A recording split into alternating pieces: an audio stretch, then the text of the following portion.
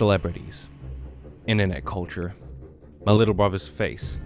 All terrifying things in their own right. Now, I know what you're thinking. Brandon, what is so terrifying about the first two? Well, I'm glad you asked, because I happen to have the perfect anime that will answer that question for me.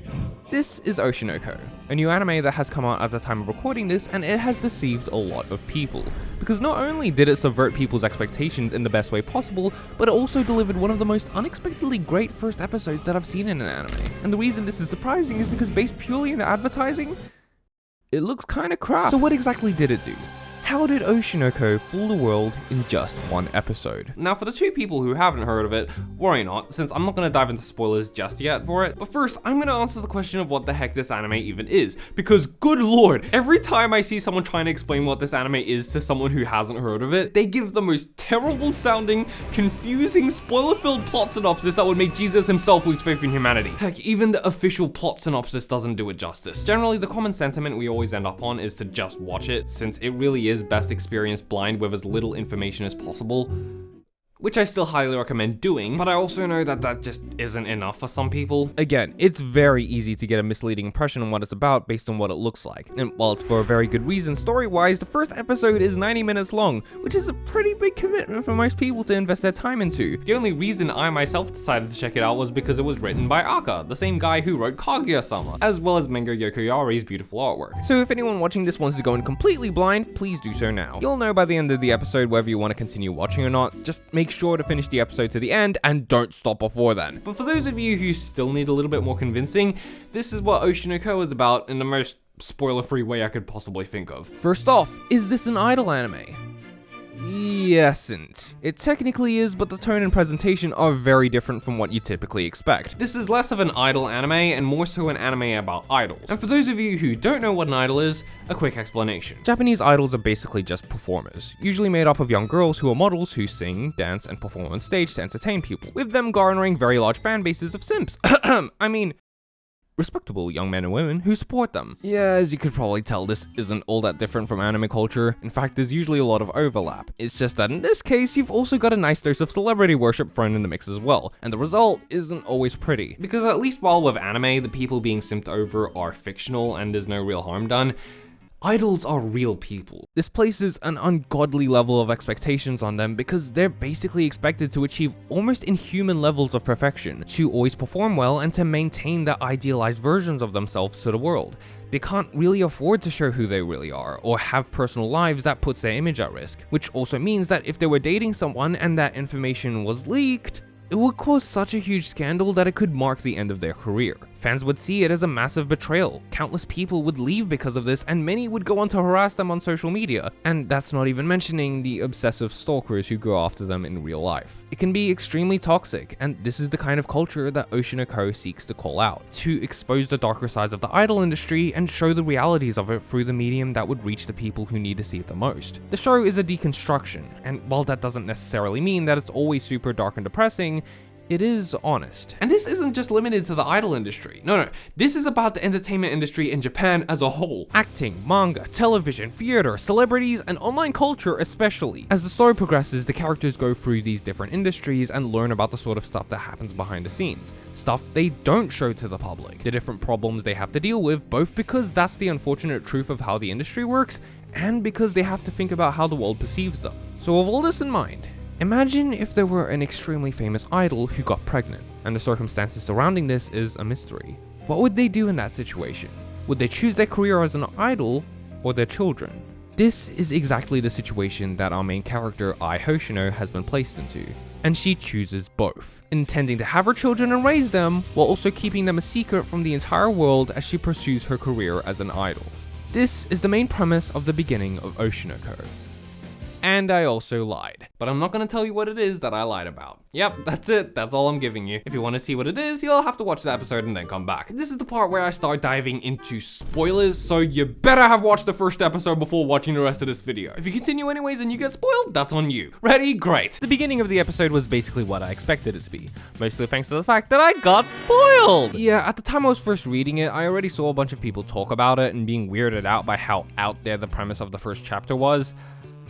but I honestly didn't think it was that weird at all. I don't know, maybe I've just been desensitized to the absolute bullcrap I know Japan is capable of. Maybe it was because of how many times all the characters kept stating the premise out loud before it happened, and it's like, I wonder what the story could possibly be about. But honestly, I was just intrigued to see how it'd go. Turns out that I is not in fact the main character. Yes, that was the thing I lied about. This guy is. The Doctor. He happens to be a big fan of hers, and we see a lot of the story unfold through his perspective. And the main premise of the show isn't just about Ai Hoshino trying to keep her kids a secret, but is also about our main character helping her with the delivery, dying, and being reborn as his idol's child. That's right, baby! It's an isekai! I'm losing my mind. I can't escape from them. But yeah, this is the point where I think it lost a lot of people, and I can't really blame them. I may be used to it at this point, but most people aren't, and this is still a pretty objectively crazy premise. For a bit more context as to why this is the way it is, in Japan, it's a famous thing that whenever an idol gets married, people would jokingly say that they wish they could be reincarnated as their kid. And the entire idea behind Oshi No Ko is basically looking at that and going, well, what if that were to actually happen? Which is why the premise is the way it is. Most people here, though, don't know that. So you got all these people starting the manga, reading the first chapter, going, what the heck did I just read? And then dropping it and never coming back. Why would you force me to read something like this, bro? What did I ever do to you? And then he gets reborn. I fucking hate my life. No! Hey Brandon, what's up? Alex, you dropped Oshi No Ko! Mm-hmm. You made a terrible mistake. You stopped at the worst possible part, but I promise you it gets so much better. Please give it another shot.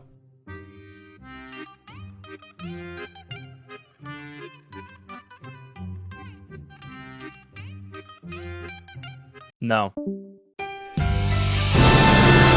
Which is why I'm very happy that they decided to make the first episode 90 minutes long to stop exactly this situation from happening. It knew that if it was going to divide the story amongst several smaller episodes, everyone would most certainly drop it after the first one. So instead, it just told it all at once and made the episode that much stronger because that's the best way the story could be told. And it also means that you're more fully immersed in a story like you would with a movie, so when the ending hits, the contrast hits that much stronger. But I'm getting ahead of myself. First, how did the Doctor die? He was perfectly fine taking care of Ai in the hospital, but it all changed when this guy showed up. The fact that Ai was even there was supposed to be a secret. Nobody should have even known their location. And yet a stalker was somehow able to find them, which led to him killing the Doctor, which is very sad. To think this all could have easily been avoided if they had just used Atlas VPN! See, there are many different methods the stalker could have used to find their location, many of them involving the internet. But if they had simply used a VPN, they could have easily masked their internet identity and properly hide their location. And you know what that means? Yes,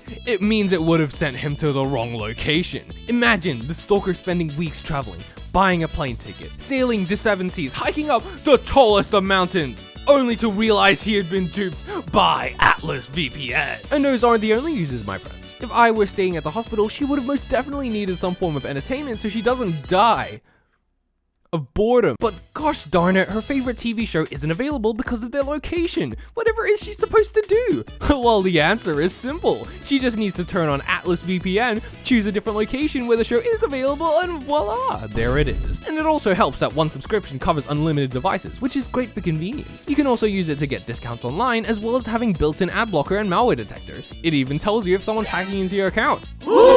Just like the creepy stalker, it would have warned them. See, Atlas VPN's genius really does reach no bounds. And all you need to do to get it is to click on the link in the description. It's only $1.83 a month plus 3 months extra, and with a 30-day money-back guarantee. But it's also a limited time offer, so you better be quick if you want to get it at such a ridiculously low price. Just click the link in the description and you can better protect your privacy as well as receiving many other great benefits from Atlas VPN. Now, back to the video. I'm outside now.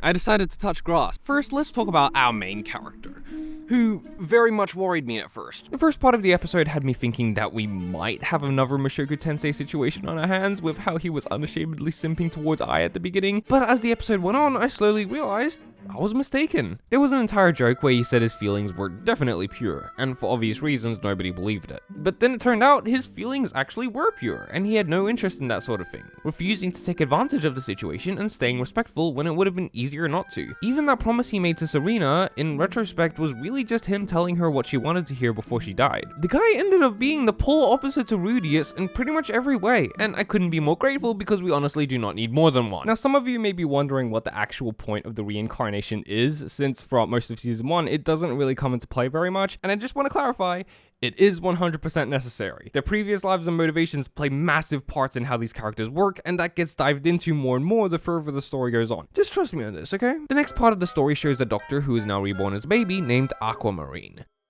Yeah, his name's Aquamarine. What celebrity calls their child that? Actually, never mind, I'm partially realistic. Anyways, Aqua also has a twin sister named Ruby, who, just like him, remembers her previous life and they can both talk. Their mom also keeps mixing up their names, and it is when we see this that we quickly realize, oh no, she's an airhead. This is not good if your aim is to keep your children a secret from the entire world, and one slip up could mean destroying several people's careers. It is at this point where we have to figure out how the babies were going to be taken care of if I was out doing idol stuff most of the time. So for that, they put the manager's wife in charge. This goes normally at first, but then at some point she just can't take it anymore and gets fed up. And honestly, understandable, children are annoying. The lady gets so fed up, she decides she's gonna leak this information to the press for cash and hightail it out of there, which the babies obviously do not want. So how do they solve the situation? By pretending to be gods!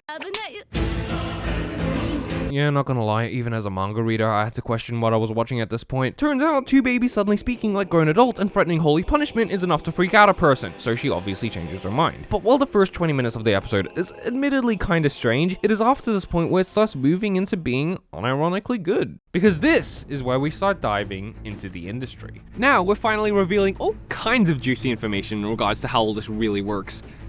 Like pay. How much are idols actually paid? What is the reasoning for that? What are the sorts of things they have to do in order to continue making a living? It even shows how people who might be super famous and well known could still not get any real offers because of the group they're bound to, as well as how short-lived most idols' careers are. But my personal favorite parts are when we go on the film sets and learn about all the different kinds of negotiations that happens to get actors on screen. When we saw her Ai had to have her screen time cut so that she doesn't overshadow the main actress, I was like, yeah, that's exactly the sort of things that happen. And most people wouldn't know that. They just think it was a stupid decision. It legitimately feels like we're getting insiders information directly from the people who actually work there. Like Aka just wrote these parts as a pseudo beginner's guide to the entertainment industry. And weirdly enough, it's kind of motivating. Like, it's getting you ready to face these problems if you were to ever go there yourself. And then there are other times where it feels like Akasaka's just going, hey, see this thing that happens in the entertainment industry? It sucks. I just want to complain about it for a little. But what it does after that is that it gets you to believe that, oh, this bad thing happens because this person is incompetent and stupid. But then you go later into the story and you realize they were actually trying. It is rare that somebody actually wants to make a bad movie. Yes, some people don't care as much, but at the end of the day, you still need some level of quality in order for it to sell. Sometimes characters don't realize how bad they were at something at first and wish that someone told them. And for the rest of the story, they work hard to improve themselves. Sometimes they know full well that what they're doing is wrong, but they do it anyways because they can't risk it failing financially. And other times, it wasn't really anyone's fault in particular, and it just happens as a result of the circumstances. Now, that's not to say that everyone is necessarily a good person, but usually that things are a bit more complicated than they first seem, which I appreciate. The only people who are actually evil are the ones who use Twitter. Okay, this wasn't planned, but can I just interrupt for a second to rant about something very, very quickly?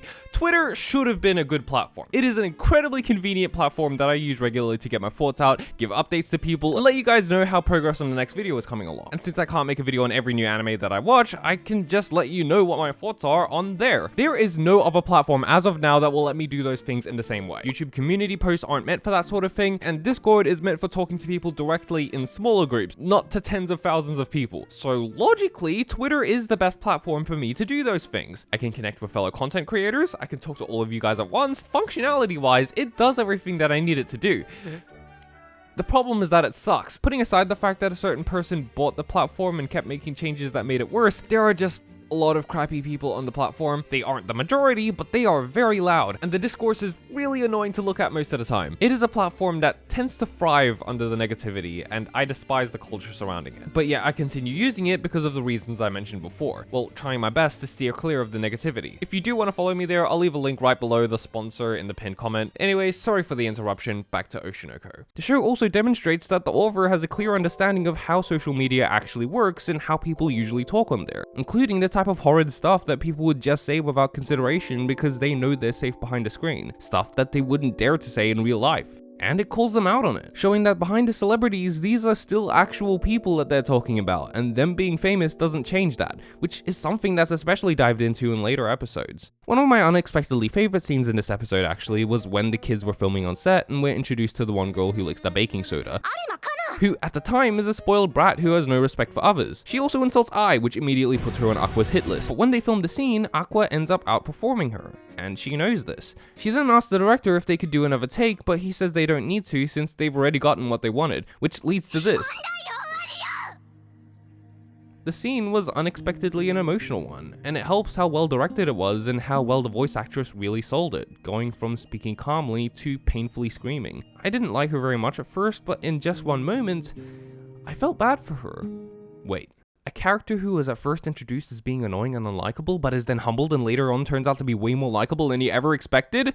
Did he just copy-paste Miko's character design and give her a hat? Regardless, it was after this point where I'd realized I had shifted from watching the show for the social commentary to instead watching it for the characters themselves. Kana. I've noticed in a lot of Aka's work actually that a lot of his strengths usually lie in the smaller scale stuff rather than the big and complex plots and all that. And I would always be way more interested in the characters and the relationships they had with each other. He puts a lot into every single character that he makes, making them multi-layered and complex. You could spend ages breaking down each of them. And the reason I would always continue is because I like their personalities and wanted to see more of them. And most importantly, their development. Even just within the first 2 episodes, the characters have changed a lot. Going back to Arima Kana, after the first scene where she gets upstaged by Aqua and vows to never be beaten by him again, I was completely expecting her to develop a resentment towards him and become super competitive and stuff, but then she shows up again after several years, and she's genuinely excited to see him again. Side note, as soon as I saw that, my best gold detectors went off. And I was right, she absolutely is. I would ask how you create a character this likable while also being extremely sarcastic and smug, but I already talked about that in my Konosuba video. You could tell immediately that her attitude was completely different and it was adorable. And when she found out Aqua wasn't acting anymore, she was legitimately disappointed because she was actually looking forward to acting alongside him. Her entire viewpoint in regards to acting has changed as well, whereas before she was totally full of herself and had zero consideration for other people and got left behind because of that. Now she takes massive care in making sure she works well with other people, putting the overall quality of the production above everything else, even if it means sacrificing part of her reputation in order to do that. A lot of this may have happened over a time skip, but her development is still huge, and it was done very naturally as well. But more than anything, her personality is just really fun to watch. She's incredibly snarky, but also really sweet in a way that the author loves to make suffer. And boy, oh boy, does he love to make her suffer. And you know, as a fellow writer, I get it. Making your characters suffer is fun and can contribute a lot to the story and their development. But Jesus Christ, Taka, maybe give the poor girl a break for once? Another character who had great development, who was actually super underappreciated as a character, is Miyako. We already went over how in the beginning she was fed up with the kids and how she was about to sell them out to the press for a quick buck, but then everything turns to crap. Ruby and Aqua have lost everything, and Miyako doesn't have any real obligation to stay. But in their darkest moment, she decides to take them in as her own, fully acknowledging that she'll never be the same as their real mother, but choosing to be there for them anyways and comforting them when they most need it. And she even ends up becoming a great mother for them in her own respect. And this wasn't even something that the show puts a lot of emphasis on. It's mostly in the background. You could easily miss it if you aren't focusing on it because of how naturally it's done. And yet, it's incredibly sweet if you do think about it. And then of course there's Mr. Aqua himself, who went from being a generally nice guy who just wanted to live his life happily to a deeply traumatized person who put on a mask and refused to take it off. I've seen a lot of people compare him to Light from Death Note, which no. Yeah, they both act edgy, but I feel like that's kind of a surface level comparison. Aqua cares deeply about the people around him. He just doesn't show any of that in the outside because he's been so emotionally traumatized that he doesn't let himself show any emotion. He goes out of his way to help others even if it doesn't further his goal of getting revenge. And that's because at his core, he doesn't want anybody to suffer the same fate that his mother did. And while he absolutely does manipulate people and situations, he doesn't actually want anyone to get hurt because of it. Hell, I'd even argue that half the time he's not even as manipulative as the show makes him out to be, because they know exactly what he's doing. He just does stuff in a manipulative sounding way when in reality it's fairly straightforward. He says he'll use people, but he spends more time helping them instead of using them. He's a mother flipping tsundere! These people, especially Kana, mean so much to him, and the times they do get hurt because of him, it destroys him on the inside. He's going down a complex path. As he goes further and further into his revenge story, the question of whether he'll make it out and find happiness or lose himself completely becomes more and more uncertain. But at the end of the day, the only one he intends to get hurt because of his plans is himself. He couldn't care less if he's the one who dies in the end, so long as he fulfills his goal and everyone else is safe. Light is a literal psychopath who smiles with glee as he murders his victims. These two are not remotely comparable aside from the fact that they act edgy. Okay, moving on. Ruby's story was nice. I felt bad for her, and it was really sweet how she managed to start dancing again and bonded with her mom. That's it. Anyways, Akane's story is one of the more interesting ones. And yeah, I know this video really isn't about the first episode anymore, but I don't think anyone's gonna complain. But rather than a character analysis for her, because if I'm being completely honest, I still don't fully understand her, I instead actually wanted to bring up something interesting about the show, which is that many of the characters have parallels with real life people. Now, as a disclaimer, most of these aren't technically confirmed by Aka himself, but when you compare these people's stories to the characters in Oshi No Ko, the resemblances are very obvious. Kana, for example, was very clearly based on Ashita Mana, an extremely famous child actress in Japan who was known for her brilliant acting and being able to cry convincingly on the spot. Sound familiar? She was led into the industry by her mother, who made her take more and more acting roles and took advantage of her. Is commonly called Mana-chan, as in Kana-chan. Their names are literally the same except for one letter. They both have a singing career on the side, as well as literally having the exact same hairstyle, down to one side of it being tucked behind her ear. And most importantly, while she had tons of roles from the years 2011 to 2014, even appearing in Pacific Rim, now she doesn't really seem to appear in that much anymore. And when you read her bio on IMDb, pretty much the only thing that it mentions is the stuff that she did as a kid. And then there's Ai, who seemed to be based on the idol Mayu Tamada, who was at first harassed and then stalked by a fan who insisted on sending her gifts and got angry when they were returned, which then led to him stabbing her next to a concert venue, which she thankfully survived. And reading the wiki page for this is a real fun experience, because not only was she also 20 at the time of the incident, but also started a web drama about an idol group where her name was Ai, and it just so happened that the stalker also used to be infatuated with a different model whose name was Ai Hashimoto. But to me, one of the most interesting stories centers around the real life event that, although coincidental, a lot of people associate with Akane's story. Now, unfortunately at the time I was writing this, there happened to be some controversy surrounding this person's mother, mostly with her being upset at the show for allegedly basing certain things on her daughter's experience and capitalizing off of it. I was conflicted, but I do believe this story should still be told because of how it raises more awareness about these kinds of issues, so I decided not to cut it out. It's hard to tell whether the correlation between these two stories were intentional or not, but that's only because this kind of story happens scarily frequently and isn't just limited to one person's experience. It's a serious problem, which is why I'm glad the show is spreading more awareness about the issue. In the show, Akane was one of the contestants in a reality dating show, where she was at first introduced as a background character who didn't have very much of a presence, and after facing a lot of pressure to make more of an impact on the show, this led to her accidentally scratching the face of one of the most popular girls on the show. And while it was very obviously a mistake, and was one that pretty much everyone on set, including the girl, immediately forgave her for, the internet did not see things the same way. Hordes upon hordes of people dogpiling hate message after hate message. She tried apologizing and that just made things worse. People started sending death threats more and more, and it doesn't stop, making assumptions about her and her mother. Even people in her real life catch on to the news and trash talk her behind her back. This might be one of the best directed and emotionally impactful episodes in Oshi No Ko. The way it builds on all the different types of hate comments as it gets worse and worse to the point where she can't take it anymore, waking up every day feeling trapped like the entire world hates her. The way it cuts from the nice vision in her head to the reality of her standing there in the rain. The part where she finds someone who is a fan of her only for even them to have given up on her, and it cuts to this one shot. She almost jumps off a bridge, but Aqua was there to save her. And while they managed to at least settle down the controversy and Akane is okay in the end, the person whose story this parallels wasn't as fortunate. Hana Kimura was a Japanese wrestler who starred in the reality show Terrace House. On one particular episode, one of her expensive wrestling outfits that meant a lot to her was accidentally damaged in the dryer by one of the cast members, and in response, she got mad at him and slapped the hat off his head.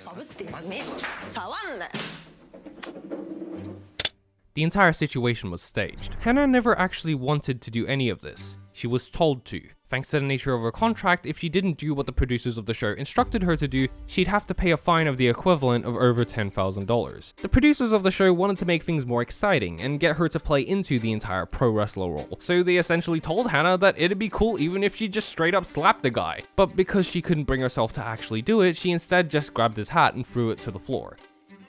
The harassment lasted months. People blew up at Hana for overreacting and said things to her that were actually vile. You're the most disgusting thing that's ever appeared much happy. You were gone, everyone. You are a terrible person. When will you die already?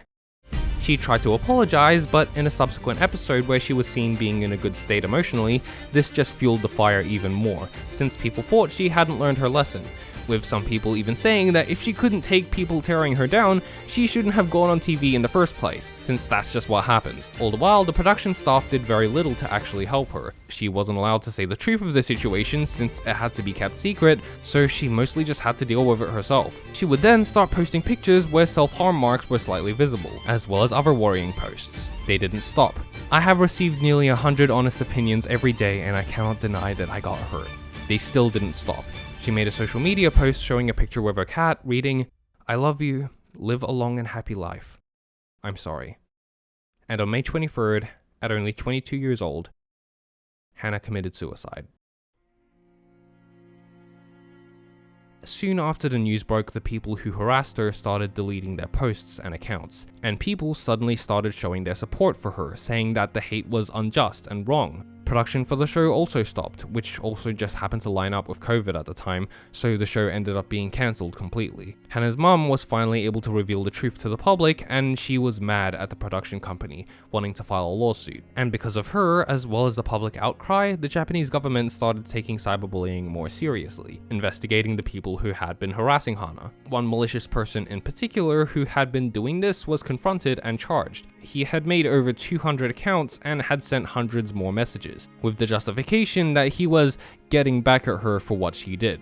There was no court case and he was only charged the equivalent of $82. Hannah's mum started an anti-bullying non-profit organization called Remember Hannah, which is still going on today, but that's largely where things ended.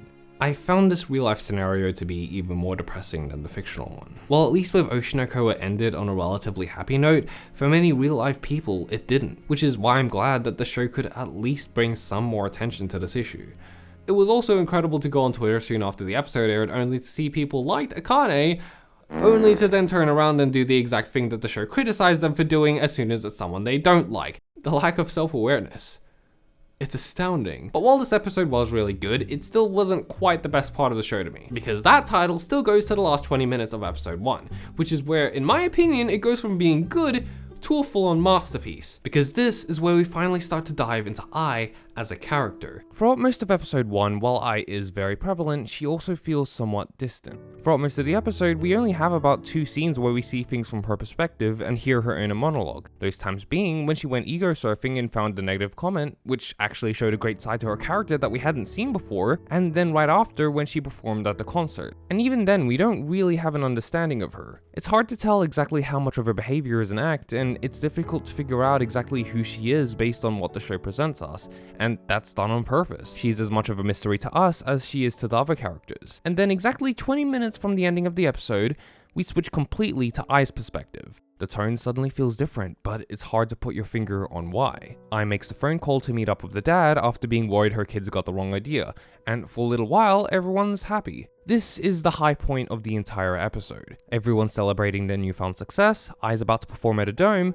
For a little bit, everything's perfect. And this is where we get possibly the most important scene for Ai's character aside from the ending, and that's when she was first scouted by the manager. In this one conversation, we get a ton of insight into who Ai really is and why, dropping 2 very important pieces of information. The first is that she thinks of herself as a people-hating liar. She was heavily mistreated as a kid and was then abandoned by her parents who never loved her, and for her entire life, she never really knew what it felt like to be loved by someone. And 2, which isn't stated by Ai but the manager who sees through her, is that she wants to love people, but she just doesn't know how. And the entire reason she became an idol in the end is because she held on to the idea that if she said the words "I love you" enough, even if it was a lie, that maybe it could someday become the truth. This is something she carried on into her adult life, telling her fans that she loved them everywhere, not really knowing whether or not she meant it, but wanting to. But when it came to her kids, that was the one thing she couldn't say "I love you" to, because if she were to say it and realize it was a lie, it'd be terrifying to her. And so she continues living her life, living a lie. What happens next is possibly my favorite scene in the show, and I only say possibly because I don't know if it's going to be topped in the future. What's interesting though is that when I initially read the manga for it, it was still good, but I actually envisioned it completely differently. I was expecting it to have a more dark and depressing tone, and would leave me shocked after it was finished. So imagine how it felt to see her open the door and hear the music kick in. And it's beautiful. A piano playing a gentle song as we see a montage of Ai and her kids spending time together over the years. What follows is one of the sweetest and most heartbreaking death scenes I've ever seen in anime. From Ai getting stabbed but still wanting to love the person who did it, to her holding onto Aqua and caressing him, asking if he's okay. How the emotion of the scene really shows in the colors and visuals, the way her voice breaks as she wishes she could have seen them grow up, wanting to be there for them. And then you look back on everything she did throughout the episode and realize she always loved them. From the beginning, she already decided she wanted to keep them, and whenever she didn't have work, she'd spend all her time with them. She had to fake her smile for the audience, but it was her seeing her kids that made her genuinely smile. Heck, the entire reason she made that phone call in the first place was because she was worried about them. All these things happened because she loved them. The fact that she was scared to tell them this because she didn't want it to be a lie in itself even shows this, which made it all the more painful that she thinks she wasn't the greatest mom for them. But in the end, she still loved them, and she was glad she had them. It wasn't a lie. And when she looks at them and finally tells them this, it hits hard. The stars in her eyes then fade, and there's nothing left, leaving Aqua and Ruby in tears as we cut to black. Ai reached her character arc, and died because of it. And that's largely where things end for now. After this, it lets us be depressed for a bit, Aqua has a revelation and activates revenge mode, and that's the end of the episode. You'll notice that I didn't put too much of a focus on the revenge side of things, and that's because while it does play a big part of the story, it's only secondary to what the story is actually about. And that's the character drama. More than anything, this is a character drama. Yes, it has revenge and fantastical elements in it, but at the end of the day, those are not the main focus. The character drama and the exploration of the industry is the core of what this show is actually about. And if you don't like that, then this show probably isn't for you, and that's okay. But yeah, I started off of this video with the intention of just talking about the first episode, but I ended up talking about the entire series as a whole, including the manga, so sorry. But hey, at least that means this video will probably still have relevance by the time season 2 comes around, which I am very excited for considering that season 1 has improved on basically every aspect of the manga, so I'm looking forward to that. And before I end the video, some messages from my lovely patrons. You watched the Brandon Talks video to the end? Cringe. Go touch grass, you weeb. Cringe. Cringe. Ice cream is overrated, and so are the people who eat it. Thank you for coming to my TED Talk.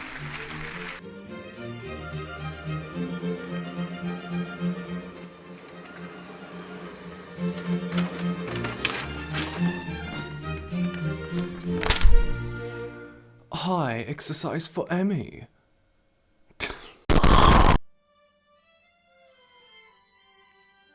As we all know, Smartphone Isekai is truly a peak anime, and frankly better than Oshi No Ko.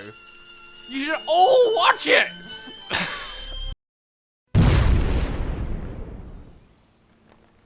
Boy, am I glad that isn't my house. Anyways, thank you guys so much for watching. My name is Brandon Wiley, and that is why Oshi No Ko is pretty damn good. Also, quick, follow me on Twitter. It'll only take a sec. I don't wanna get copyright claim. No, no. Na na na na na na na da da da da da da da da.